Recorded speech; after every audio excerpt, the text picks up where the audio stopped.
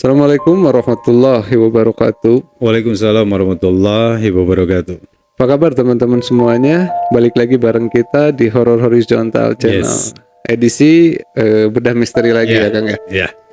Buat teman-teman yang baru join di channel kita, jangan lupa untuk subscribe, dan yang udah setia nih di channel kita gitu kan, yang selalu mantengin video-video kita, jangan lupa untuk share, like dan komennya juga ya Kang ya. Benar banget.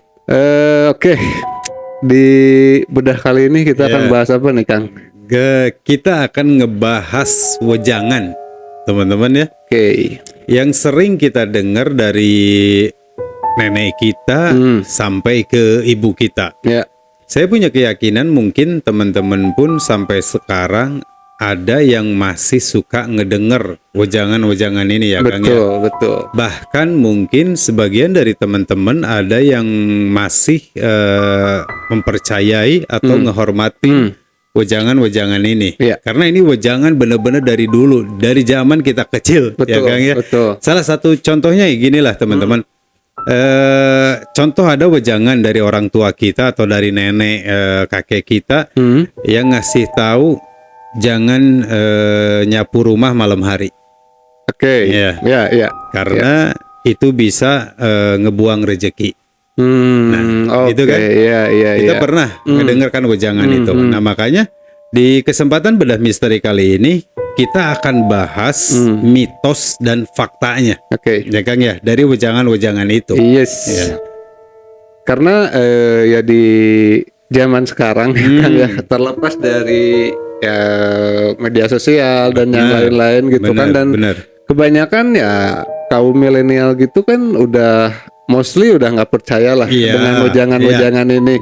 Tapi ada beberapa atau sebagian pun masih mempercayai akan wejangan-wejangan ini. Kayak misalkan anak gadis jangan diam di depan pintu, takut jodohnya nanti susah gitu kan.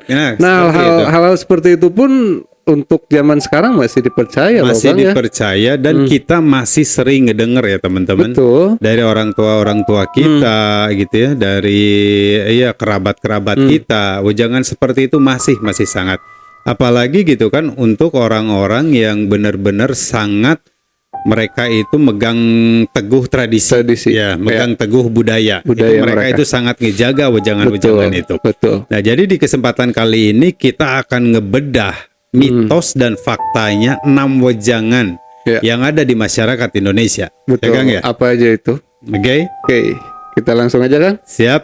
Ya teman-teman, kita langsung aja kita bahas 6 wejangan itu yang menurut kita akan bahas fakta dan mitosnya ya teman-teman. Jadi kita nggak cuman sebatas mitosnya aja gitu kan yang beredar di kalangan masyarakat atau misalkan di tradisi zaman dulu.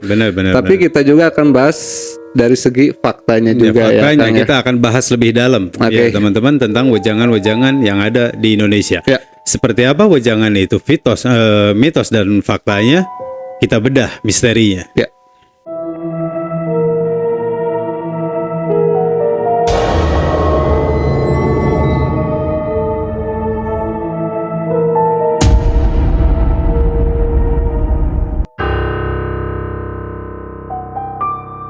Yang pertama kita akan bahas wejangan, mitos dan faktanya, di mana wejangannya itu berbunyi, kalau kita menabrak kucing, itu pertanda kita akan dapat nasib buruk atau sial.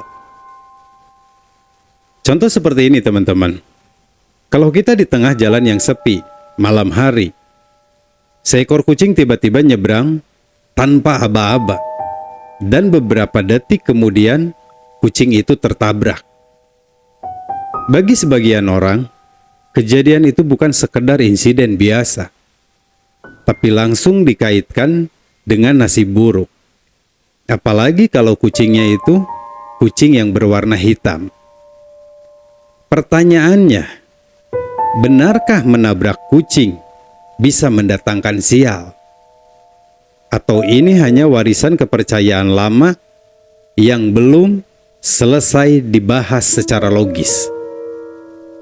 Mari kita kumpas wejangan ini pelan-pelan antara mitos, fakta, dan tanggung jawab moral kita sebagai manusia. Sekarang kita berbicara dulu soal asal-usulnya. Dalam budaya masyarakat Indonesia, khususnya di Pulau Jawa dan Sumatera, ada satu kepercayaan yang sudah lama beredar.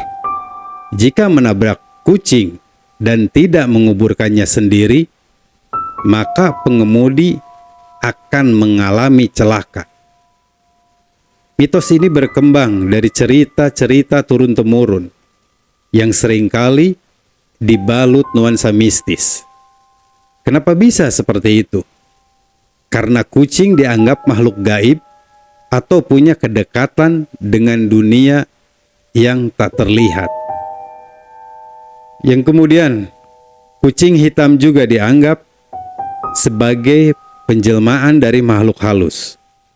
Bahkan ada kepercayaan bahwa arwah kucing yang tidak dikubur akan menuntut balas pada penabraknya.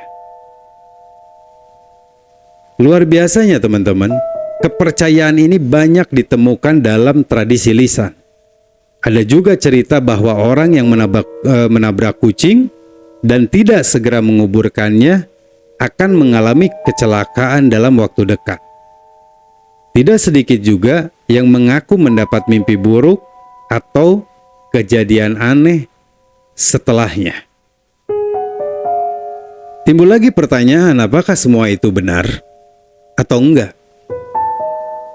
Sekarang kita kupas tentang faktanya. Secara agama dan logika, kepercayaan bahwa menabrak kucing mendatangkan sial tidak memiliki dasar yang kuat. Dalam Islam, tidak ada satupun dalil yang sahih yang menyatakan bahwa menabrak hewan, khususnya kucing, akan membawa celaka spiritual jika tidak dikubur. Namun, Islam dan ajaran moral menekankan satu hal penting, yaitu tanggung jawab dan kasih sayang sesama makhluk hidup.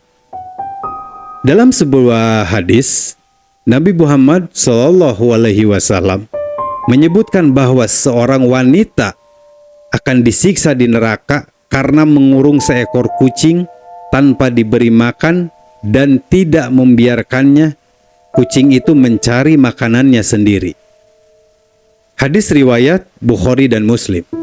Artinya, Islam memandang perlakuan terhadap hewan sebagai bagian dari akhlak dan tanggung jawab kita sebagai manusia.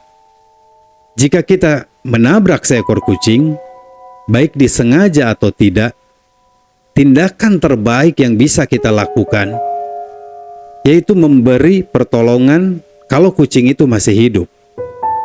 Kemudian menguburkannya dengan baik jika kucing itu sudah mati. Dan tidak membiarkannya kucing itu membusuk di jalanan. Jadi bukan karena takut sial, tapi karena itu bagian dari adab dan rasa iba kita kepada sesama makhluk Tuhan. Kita sekarang akan berbicara tentang pandangan budaya dan psikologis yang beredar di masyarakat. Mengapa kepercayaan itu bisa mengakar kuat? Salah satu alasannya adalah budaya kolektif masyarakat Indonesia yang masih sangat menghargai pesan dari orang tua dan leluhur. Banyak peringatan yang disampaikan dalam bentuk takut celaka, padahal tujuannya adalah menanamkan tanggung jawab dan etika. Selain itu, psikologi rasa bersalah juga ikut memperkuat mitos ini. Saat seseorang menabrak makhluk hidup, apalagi kucing yang dikenal lucu dan dekat dengan manusia, rasa penyesalan dan takut dikutuk seringkali muncul. Ini bisa menciptakan efek nocebo atau efek pikiran negatif yang memicu kejadian buruk karena kita sudah lebih dulu meyakininya. Akhirnya, Kejadian seperti ban bocor, tersandung, atau kecelakaan ringan setelah menabrak kucing jadi dianggap kutukan. Padahal bisa jadi hanya kebetulan yang dikaitkan karena kita sedang merasa bersalah. Sekarang kita berbicara tentang kucing dalam mitologi dan budaya Indonesia.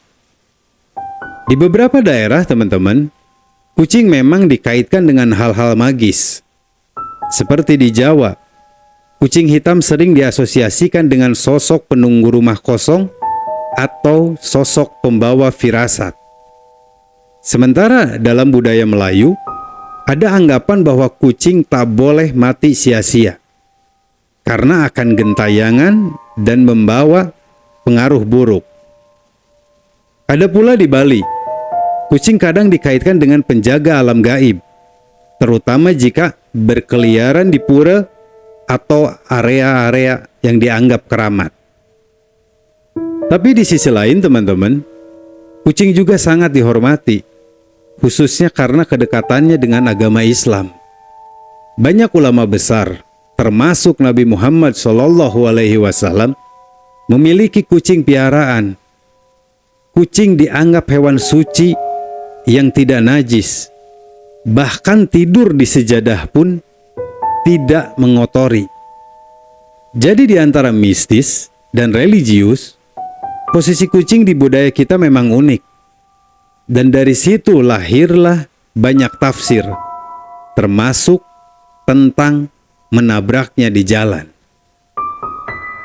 Jadi kesimpulan dari mitos menabrak kucing adalah tidak akan otomatis mendatangkan sial. Tidak ada ayat atau hadis yang menyatakan demikian. Tapi bukan berarti kita boleh mengabaikan kejadian itu. Tanggung jawab moral dan empati adalah nilai yang sebenarnya. Dari wejangan itu mengajarkan kita rasa tanggung jawab kita, rasa empati kita, dan rasa sayang kita ke sesama makhluk Tuhan. Jadi, jika kita atau kalian menabrak kucing, yang pertama jangan lari. Pastikan kucing itu ditolong atau dikuburkan dengan baik.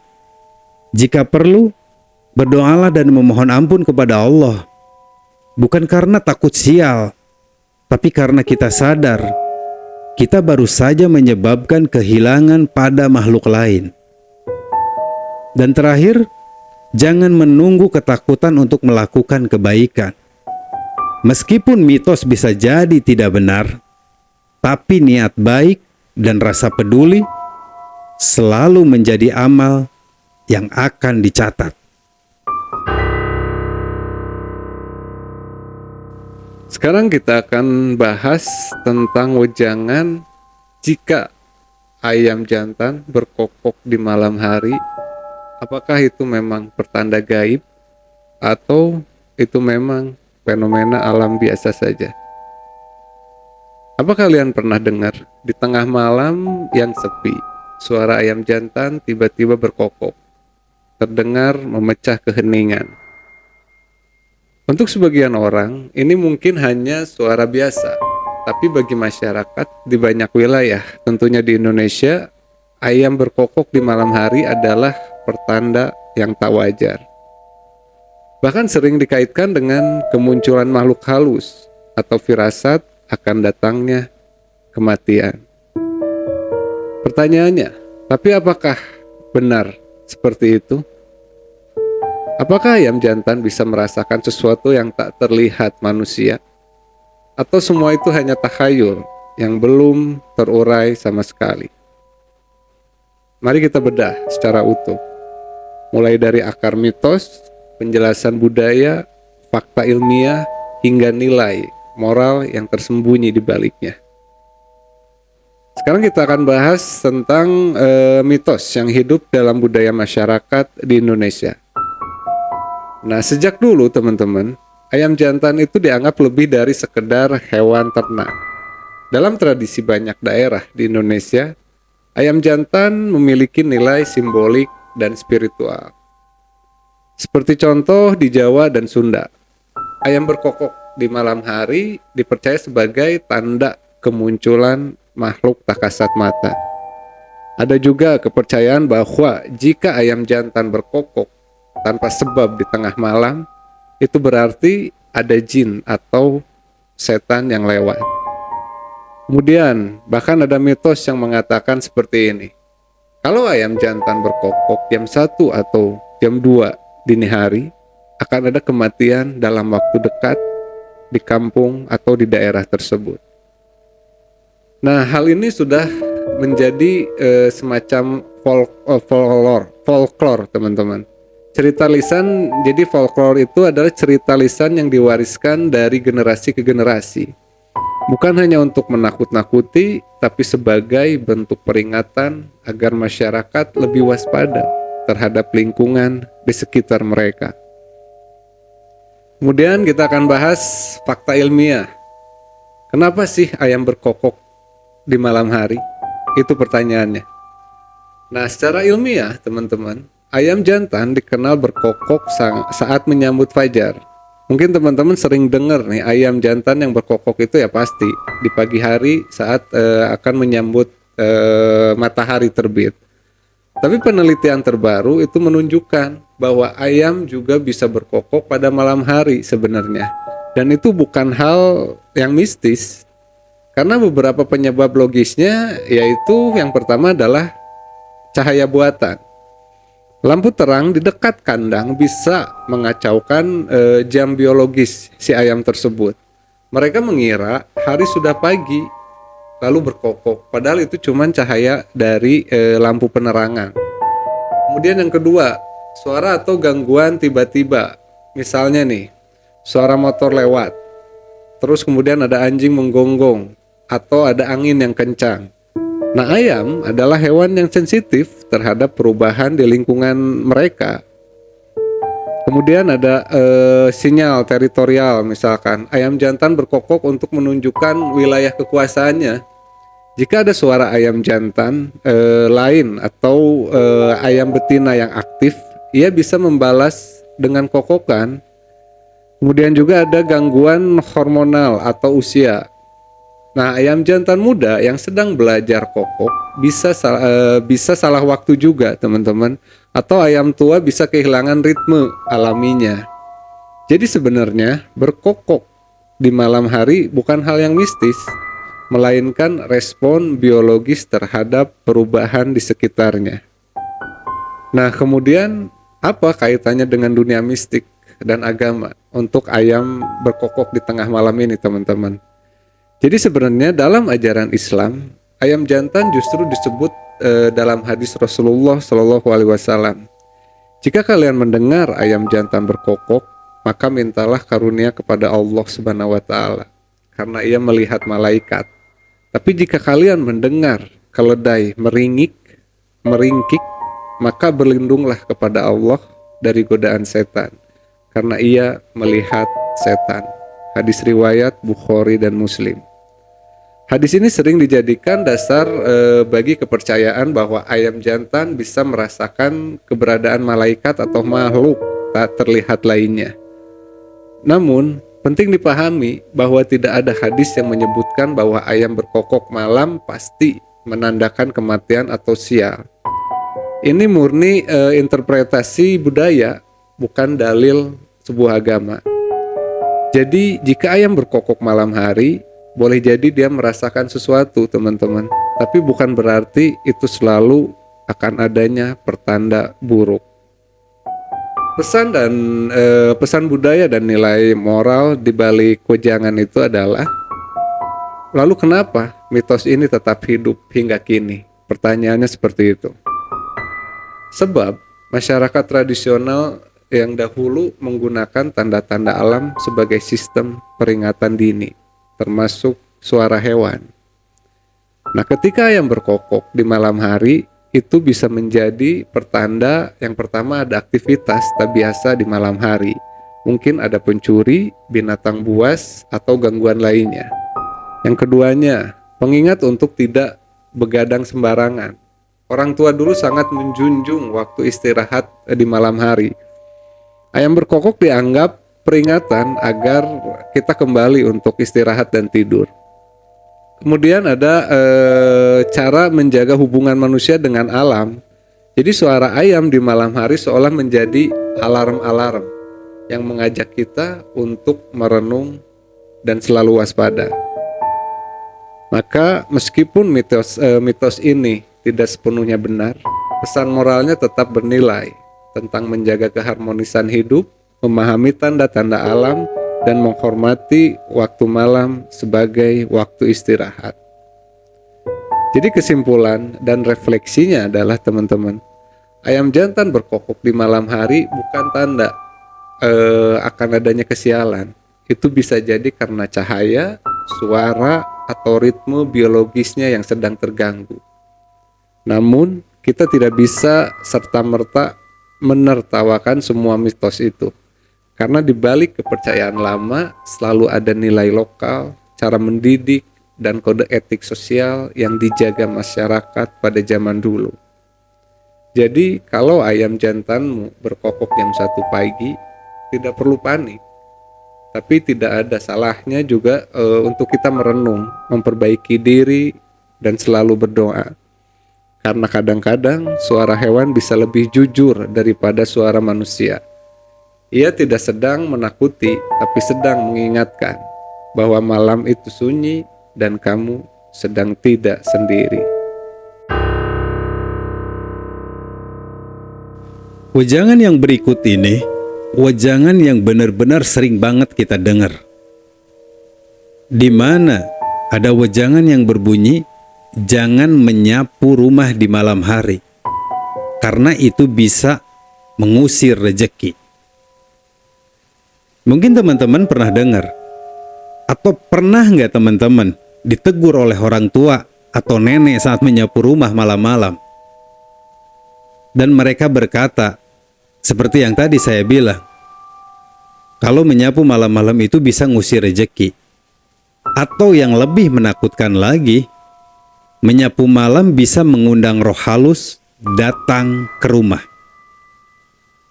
Kalimat ini tentu familiar bagi banyak orang Indonesia. Dan meski zaman sudah modern, larangan menyapu malam hari masih terasa kuat dalam budaya.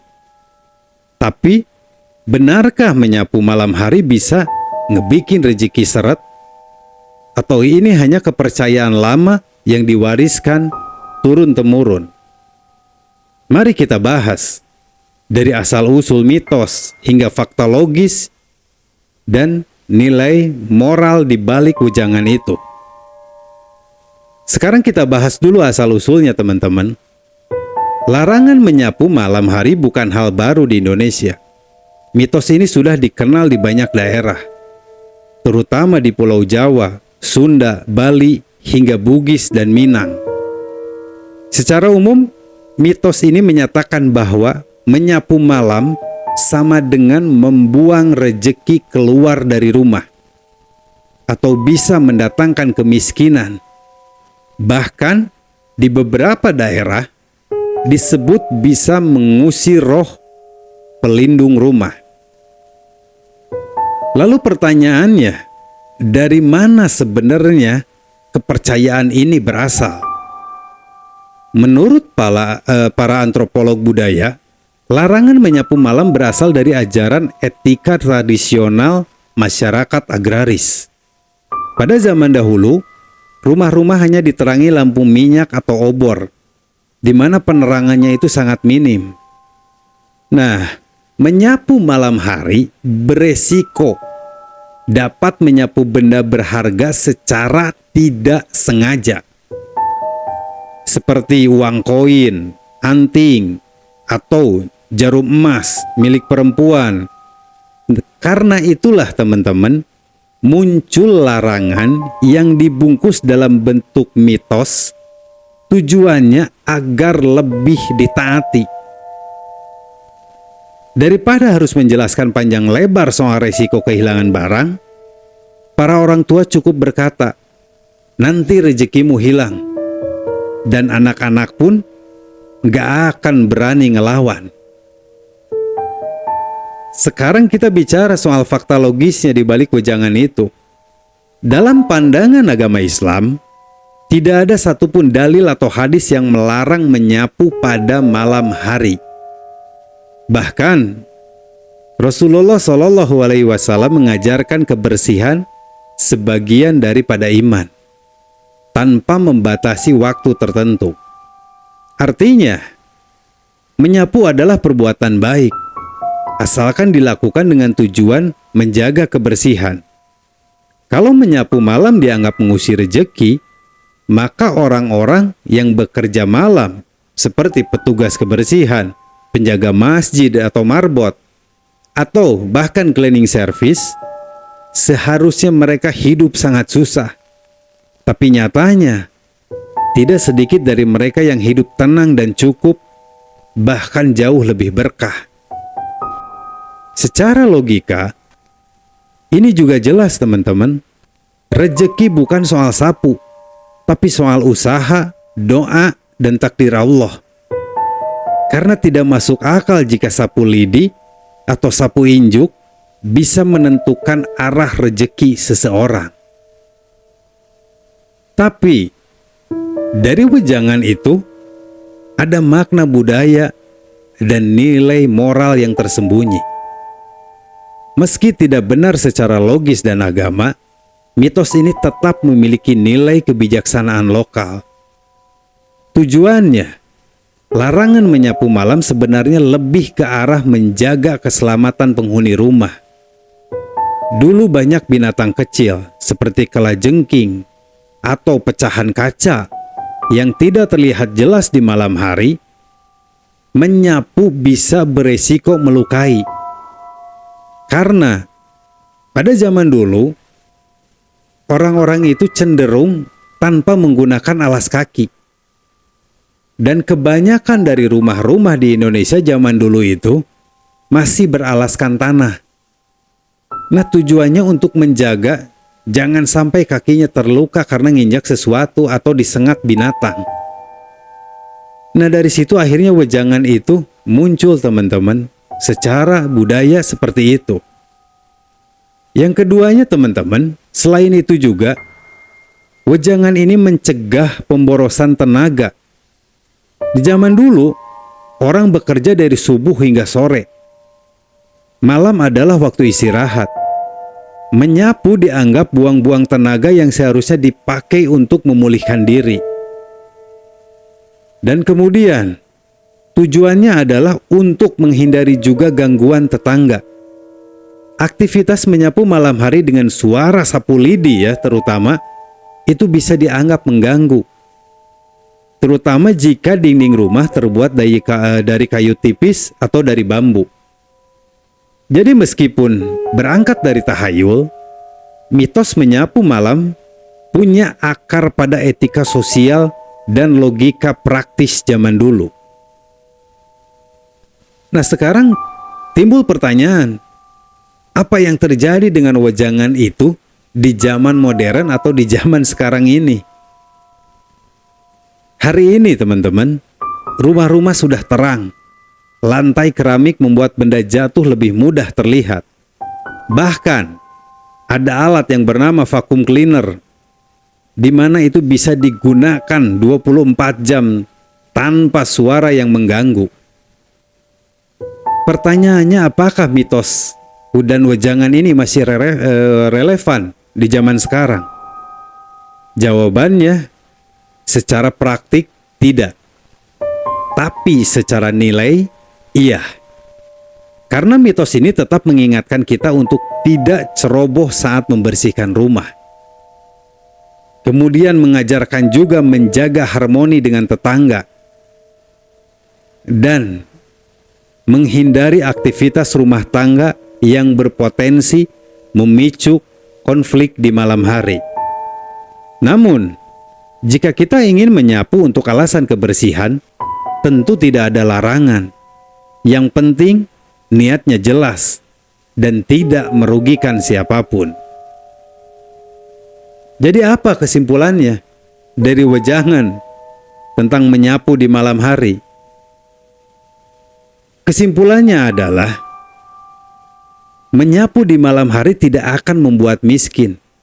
Itu hanya mitos. Tapi bukan berarti kita harus mengabaikan seluruh pesan dari kepercayaan lama. Kenapa? Karena di balik mitos sering tersembunyi pesan moral, etika, dan budaya hidup yang teratur. Yang terpenting bukan jam berapa kamu menyapu. Di jam berapa kita akan menyapu rumah, di jam berapa kita akan membersihkan rumah. Bukan soal itu. Tetapi, apakah kita bisa selalu menjaga kebersihan rumah kita? Dan apakah kita melakukan dengan sadar dan tidak merugikan siapapun? Serta, apakah kita menjadikan itu bagian dari rasa syukur dan tanggung jawab terhadap diri kita dan terhadap lingkungan kita sendiri? Karena rejeki tidak akan hilang hanya karena sapu lidi menyentuh lantai, tapi bisa hilang kalau kita hidup dalam kemalasan, dalam kekotoran, dan kebiasaan menyepelekan nilai-nilai baik. Next, kita akan membahas tentang wejangan. Kalau kita bersiul di malam hari, bersiul ya teman-teman, di malam hari itu bisa mengundang setan atau hanya bunyi biasa. Bayangkan suasana malam yang sepi teman-teman. Lampu sudah dipadamkan dan hanya suara jangkrik yang terdengar. Tiba-tiba ada seseorang bersiul, dan seketika orang-orang tua mulai gelisah dan berkata seperti ini, "Jangan bersiul di malam-malam, bisa mengundang setan. Nanti yang datang bukan manusia." Nah, kata-kata seperti ini sudah tidak asing lagi di telinga masyarakat Indonesia. Bahkan masih sering diucapkan sampai hari ini di era teknologi dan akal logis. Tapi benarkah bersiul pada malam hari bisa mengundang makhluk halus atau bahkan bisa mengusik alam gaib? Mari kita bahas tuntas. Nah, antara mitos dan budaya, fakta ilmiah, dan nilai-nilai tersembunyi di balik larangan ini, kita akan bahas yang pertama asal-usul dari mitos bersiul di malam hari ini tuh, dari budaya negeri kita gitu kan di Indonesia. Larangan bersiul di malam hari adalah salah satu mitos paling umum di hampir seluruh wilayah Indonesia. Di berbagai daerah, mitosnya bisa sedikit berbeda, tapi intinya sama teman-teman. Yang pertama itu di Jawa, bersiul di malam hari itu dianggap panggilan untuk makhluk halus, terutama genderuwo atau leak. Kemudian di Bali, dipercaya bahwa suara siul bisa membuka portal dunia gaib dan mengundang roh gentayangan. Ada juga di Sumatera dan Kalimantan teman-teman. Ada anggapan bahwa bersiul malam bisa mengundang binatang buas atau menandakan tantangan terhadap penjaga alam. Nah, kepercayaan ini sudah hidup ratusan tahun loh teman-teman, diwariskan dari mulut ke mulut. Dalam banyak kisah rakyat, suara siul di malam hari kerap dikaitkan dengan kemunculan sosok misterius, kesurupan, atau bahkan kematian yang mendadak. Tapi, dari mana semua ini berakar? Itu pertanyaannya. Sekarang kita akan bahas tentang penjelasan budaya dan fungsional di balik dari mitos bersiul di malam hari itu. Menurut para ahli antropologi dan kebudayaan, mitos tentang larangan bersiul di malam hari sebenarnya memiliki fungsi sosial dan simbolik.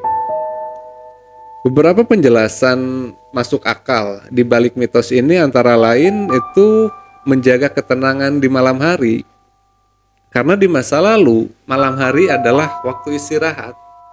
Bersiul dianggap mengganggu ketenangan kampung atau keluarga di sekitar, terutama jika dilakukan oleh anak-anak atau remaja yang sedang begadang. Kemudian, mencegah niat buruk atau pencurian. Bersiul kadang digunakan sebagai sandi atau kode rahasia antar pencuri. Maka suara siul di malam hari bisa membuat warga curiga dan panik. Kemudian yang ketiga, menghindari konflik dan fitnah. Siul di malam hari bisa disalahartikan sebagai tanda komunikasi rahasia atau bahkan godaan tak senonoh, terutama di kampung yang rumahnya saling berdekatan, teman-teman. Jadi larangan bersiul pada malam hari sebenarnya bukan semata-mata soal setan, tapi soal ketertiban sosial, etika, dan keharmonisan hidup bertetangga. Kemudian perspektif mistis dan spiritualnya itu seperti apa sih, gitu kan? Nah, meskipun kita tidak ada dalil agama yang spesifik melarang bersiul malam hari, banyak masyarakat percaya bahwa suara-suara tertentu bisa menarik perhatian dunia lain. Dalam keyakinan mistik Nusantara, seperti makhluk gaib diyakini lebih aktif di waktu malam dan sangat peka terhadap suara-suara bernada tinggi atau tajam. Kemudian siul dianggap sebagai gelombang frekuensi yang bisa membelah ketenangan gaib dan mengundang sesuatu yang tidak diundang. Ada pula cerita-cerita turun-temurun yang menyebutkan bahwa orang yang bersiul malam hari akan diikuti bayangan atau mengalami mimpi yang buruk. Namun penting diingat ya teman-teman, semua ini adalah bagian dari tradisi lisan dan bukan patokan pasti. Cerita-cerita tersebut digunakan sebagai peringatan simbolik, bukan sebagai ancaman yang mutlak. Kemudian kita akan bahas fakta ilmiah dan penjelasan yang rasional nih tentang bersiul di malam hari. Dari sisi ilmiahnya, tidak ada bukti bahwa bersiul di malam hari bisa memicu peristiwa gaib. Namun, suara siul memang memiliki karakteristik yang melengking gitu kan teman-teman. Pasti teman-teman juga sering dengar atau teman-teman pun pernah bersiul gitu kan. Suaranya itu khas melengking, nyaring dan tajam gitu. Nah, sehingga ini dapat membangunkan orang yang sedang tidur. Kemudian bisa menyebabkan hewan peliharaan seperti kucing atau anjing menjadi gelisah. Kemudian menimbulkan efek psikologis yang menyeramkan, terutama jika dilakukan dalam suasana gelap dan di suasana yang sepi. Jadi artinya rasa tidak nyaman atau aura mistis saat mendengar siul pada malam hari itu lebih kepada persepsi psikologis, bukan karena gangguan gaib. Namun perlu diakui bahwa suasana malam memang memperkuat sugesti dan imajinasi kita. Ditambah cerita-cerita lama, maka tak heran gitu kan jika banyak orang merasa tidak enak setiap kali mendengar suara siul di larut malam. Nah, kesimpulan dan pesan moralnya adalah bersiul malam hari tidak akan memanggil setan secara ilmiah, tapi bukan berarti larangan itu sepenuhnya tak berguna ya teman-teman. Karena dalam budaya kita, mitos seperti ini punya nilai yang lebih dalam. Contohnya yang pertama itu mengajarkan tata krama saat malam tiba, menghindari gangguan terhadap lingkungan sosial, dan menumbuhkan rasa hormat terhadap batas waktu dan ruang.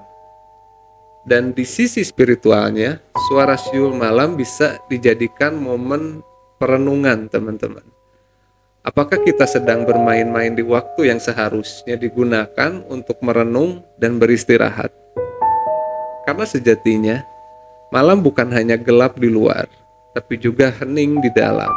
Dan siapapun yang mengusik keheningan, entah dengan siul atau suara-suara yang lain, sedang menabrak aturan tak tertulis yang dijaga oleh budaya. Wejangan yang ini adalah wejangan yang disampaikan oleh orang tua dulu soal pertanda teman-teman, yaitu di mana kaca cermin di rumah kita tiba-tiba pecah. Dan ada timbul pertanyaan, apakah itu pertanda sial atau hanya kecelakaan? Karena bagi sebagian besar masyarakat Indonesia, mendengar suara cermin jatuh dan pecah bisa memicu perasaan was-was yang tidak biasa. Ada wejangan yang beredar di masyarakat seperti ini. Ini pertanda bakal datang musibah. Atau ada juga yang bilang, hati-hati, itu tandanya akan ada anggota keluarga yang sakit atau meninggal. Bahkan, ada juga teman-teman yang berkata, cermin pecah itu pertanda aura negatif dari luar masuk ke dalam rumah kita. Kalimat-kalimat seperti itu cukup sering terdengar dari orang tua, bahkan masih diyakini oleh sebagian generasi muda. Tapi benarkah cermin pecah membawa kesialan? Atau itu hanya sekedar insiden yang dibesar-besarkan? Mari kita bahas secara menyeluruh, mulai dari akar budaya, fakta logisnya, hingga pesan moral di balik kepercayaan ini. Yang pertama, kita akan bahas dulu asal-usulnya, teman-teman. Di berbagai daerah di Indonesia, cermin atau kaca sering dianggap bukan sekedar benda mati, tapi punya kaitan dengan energi spiritual, dunia gaib, dan nasib manusia. Di Jawa misalnya, ada kepercayaan bahwa cermin adalah penghubung antara dunia nyata dan dunia gaib.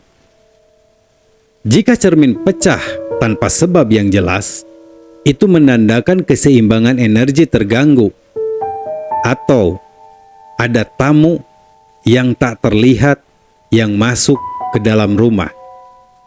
Bahkan ada yang percaya juga, teman-teman, cermin pecah bisa menandai perpecahan hubungan dalam keluarga. Sementara dalam budaya Bali, cermin dianggap sebagai benda yang menyerap aura. Pecahnya cermin bisa dimaknai sebagai lepasnya energi buruk atau sebaliknya, tanda bahwa rumah telah terkena pengaruh negatif.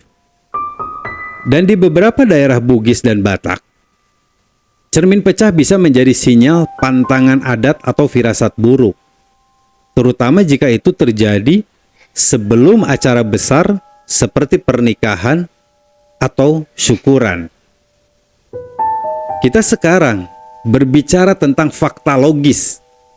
Dari wejangan itu apa yang sebenarnya terjadi? Kalau kita tinjau dari sisi logika dan sains, pecahnya cermin biasanya disebabkan oleh perubahan suhu yang ekstrim, misalnya dari panas ke dingin secara mendadak, atau bisa karena getaran dari bangunan, misalnya ada gempa, atau misalkan ada truk ya yang ngakibatin guncangan yang besar, yang akhirnya gitu kan ngebikin permukaan cermin itu jadi tidak rata. Kemudian bisa disebabkan juga sebenarnya karena faktor usia kaca cerminnya sendiri yang udah rapuh atau retak halus sebelumnya. Jadi, dalam banyak kasus, cermin pecah adalah kecelakaan biasa. Tidak ada hubungannya dengan roh halus, energi gaib, atau kesialan yang datang tiba-tiba. Namun, kenapa kejadian ini sering dihubungkan dengan hal mistis? Jawabannya sederhana, teman-teman. Karena cermin adalah simbol refleksi diri.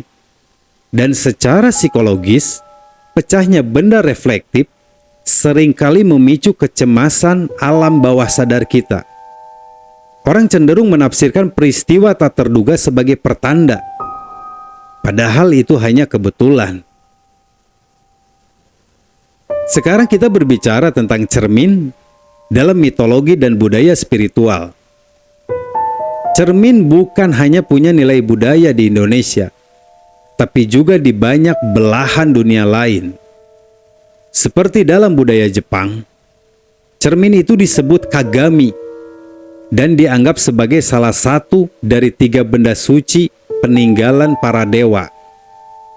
Sementara dalam budaya Tionghoa, cermin dipercaya dapat menolak roh jahat. Karena itulah banyak rumah tua di Cina menggantungkan cermin di depan pintu. Mungkin teman-teman juga pernah ngeliat ya, sering ngeliat. Kalau misalkan di rumah-rumah gitu kan ya, orang Chinese itu di depan rumahnya itu, di tembok rumahnya suka ada kaca cermin yang berbentuk segi 6 gitu ya, dengan frame warna merah. Nah tujuannya itu teman-teman adalah gitu kan ya, untuk ngejaga jangan sampai energi buruk masuk ke dalam rumahnya. Nah sementara dalam mistik Eropa, pecahnya cermin diyakini membawa 7 tahun kesialan karena dianggap memecahkan refleksi jiwa. Sedangkan dalam budaya Islam dan Nusantara, meski tidak ada dalil khusus tentang cermin, masyarakat percaya bahwa cermin menyimpan energi jiwa karena mereka merupa manusia secara terus-menerus. Pecahnya bisa menjadi simbol perubahan besar, transisi nasib, atau terlepasnya aura negatif. Namun, semua ini adalah tafsir kultural, bukan hukum mutlak. Artinya, boleh diyakini sebagai pengingat, tapi tidak boleh dijadikan kepastian. Timbul pertanyaan yang sederhana. Apa yang harus kita lakukan di saat cermin di rumah kita pecah? Baik percaya mitos ataupun tidak, saat cermin pecah, ada beberapa tindakan bijak yang bisa dilakukan. Standar, kita ngebersihin serpihan pecahannya dengan hati-hati. Cermin itu kaca, potongan kecilnya bisa membahayakan anak-anak kita, hewan piaraan kita, atau bahkan diri kita sendiri. Kemudian jangan panik atau berspekulasi aneh-aneh. Ambil waktu sejenak untuk menenangkan pikiran dan menyadari bahwa kejadian itu bisa saja murni insiden teknis. Gak lupa juga, dengan kejadian kita mengalami kaca cermin di rumah kita pecah secara tiba-tiba, gak ada salahnya teman-teman kita berdoa atau berzikir sebagai bentuk proteksi diri. Jika kita merasa tidak nyaman, kita tinggal berdoa minta perlindungan Allah. Ini bukan karena kita takut tahayul, tapi karena setiap kejadian bisa menjadi pengingat spiritual. Langkah berikutnya yang bisa kita lakukan di saat cermin pecah sangat-sangat mudah. Kita tinggal ganti dengan cermin yang baru kalau memang itu kita perlukan. Tidak perlu takut mengganti atau memasang ulang cermin baru. Yang terpenting kita memastikan posisinya itu aman dan benar-benar stabil. Jadi kesimpulannya dan pesan moralnya dari cermin pecah di rumah kita secara tiba-tiba tidak otomatis membawa kesialan, tapi ia bisa menjadi simbol perubahan, peringatan, atau refleksi batin. Tergantung dari mana dan bagaimana kita menafsirkan dan menyikapinya. Dalam budaya Indonesia, mitos seperti ini berfungsi sebagai pengingat sosial agar kita lebih waspada, menghargai ketenangan di dalam rumah kita, dan menjaga aura positif dalam keluarga.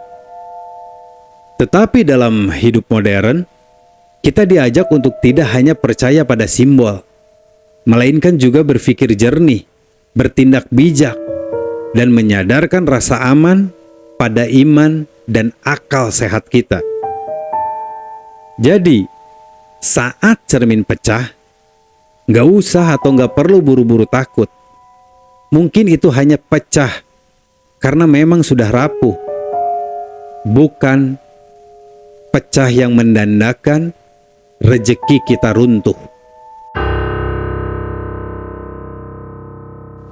Yang terakhir kita akan bahas tentang wejangan potong kuku pada malam hari.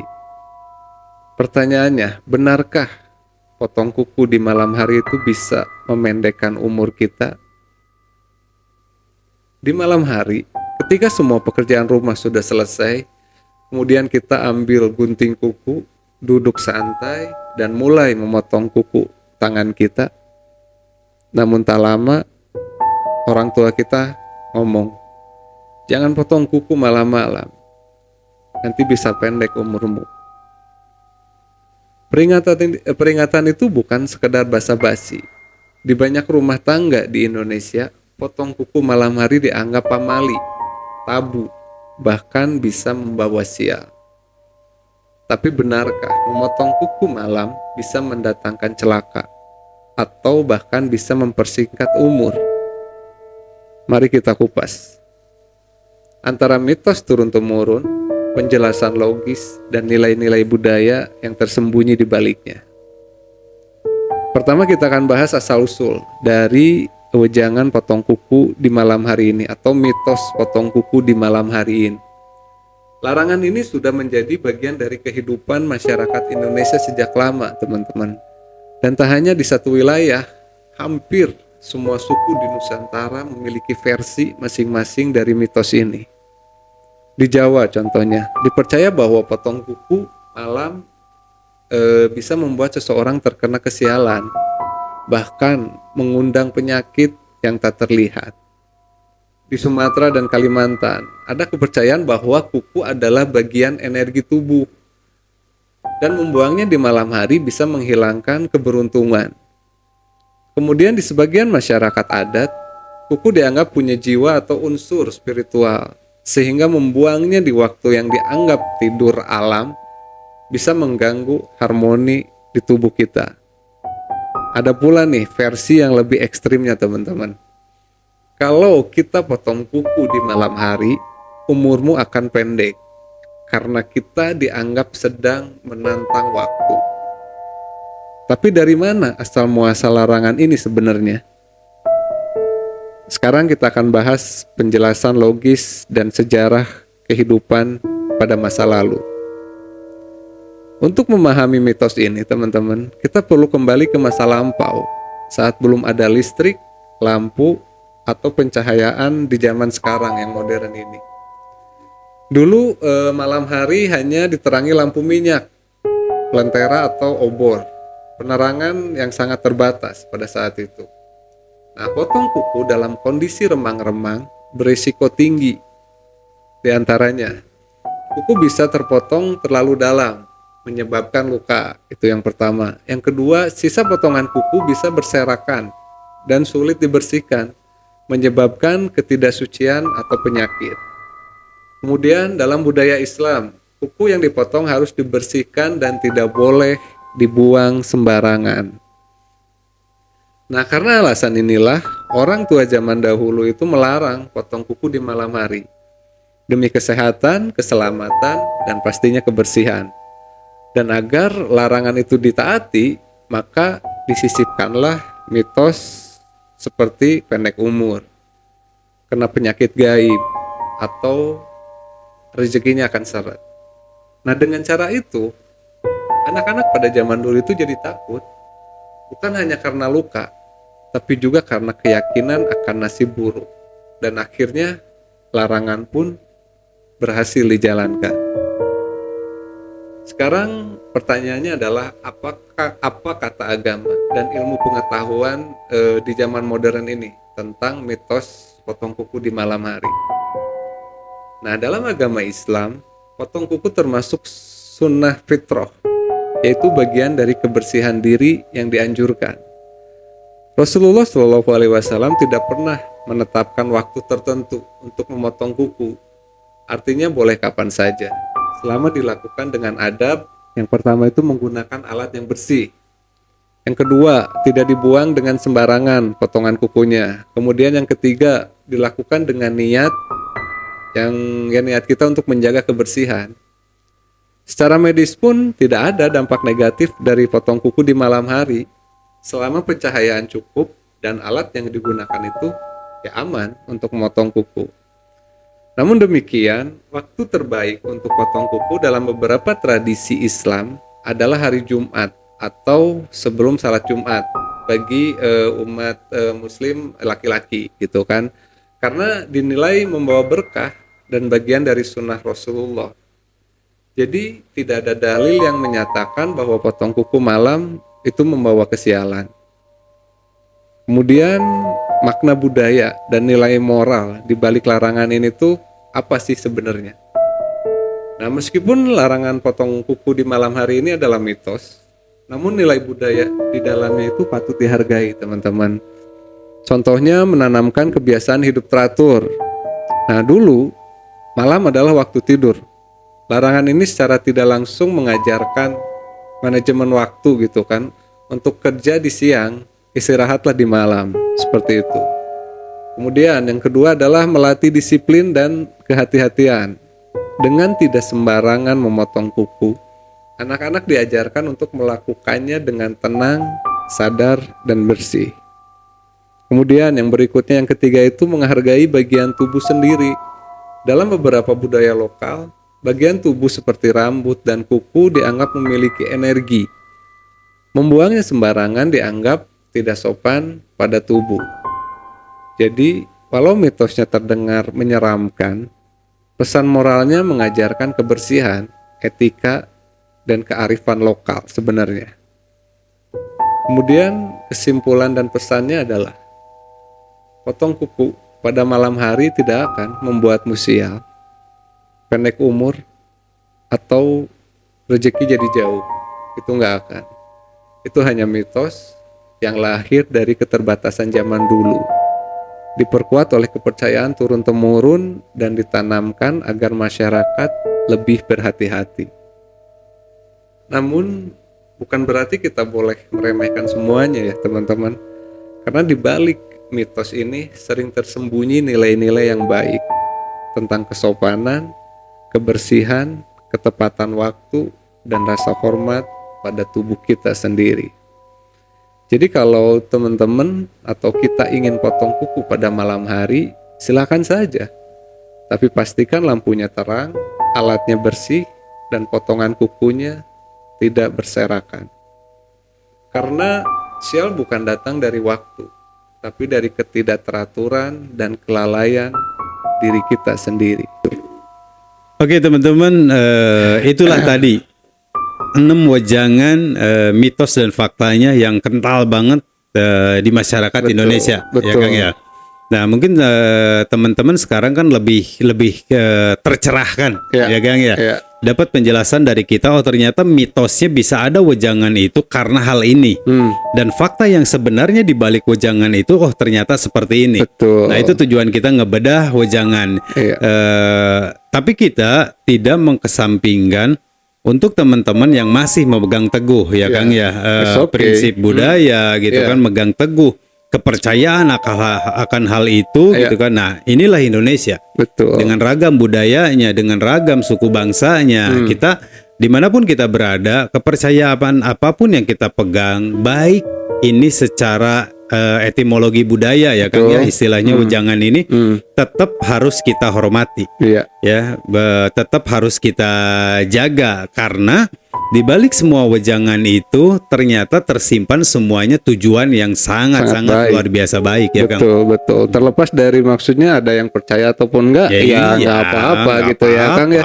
Karena kita di sini ngebahas dari dua sisi ya Kang ya, dari sisi mitos sama faktanya gitu kan. Jadi terlebih buat teman-teman yang mulai tercerahkan, oh ternyata wejangan ini tuh ini faktanya, oh ternyata mitosnya seperti ini, saya lebih memilih faktanya kok, buktinya nggak kenapa-kenapa, misalkan seperti itu ya, itu dibalikin lagi ke teman-teman semuanya. Dan saya pun punya keyakinan ya, teman-teman yang nonton ini dari ke-6 wejangan itu pasti ya salah satunya atau beberapanya pernah ngedengar kan dari orang tua kita, dari sepuh-sepuh kita dulu wejangan-wejangan itu.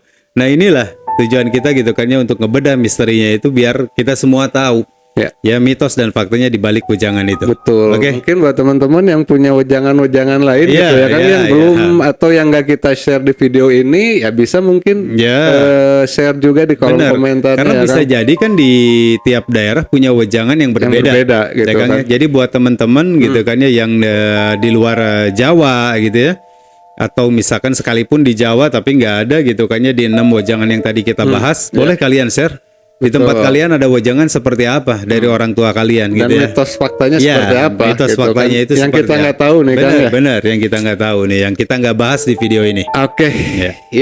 Oke teman-teman, mungkin sekian ya Kang untuk video bedah misteri kita kali ini. Mudah-mudahan teman-teman bisa mengambil sisi positifnya ya Kang ya. Dari apapun yang kita share, apapun yang kita informasikan buat teman-teman, mudah-mudahan teman-teman dapat ambil pengetahuannya juga dan ada sisi edukasinya juga buat teman-teman. Benar. Oke, sekian untuk video kita kali ini. Jangan lupa untuk selalu support channel kita dengan like, komen, dan subscribe-nya. Pesan terakhir, tetap semangat untuk beribadah, tetap semangat untuk selalu berbuat kebaikan terhadap sesama. Saya Devri. Saya Hendy. Wassalamualaikum warahmatullahi wabarakatuh.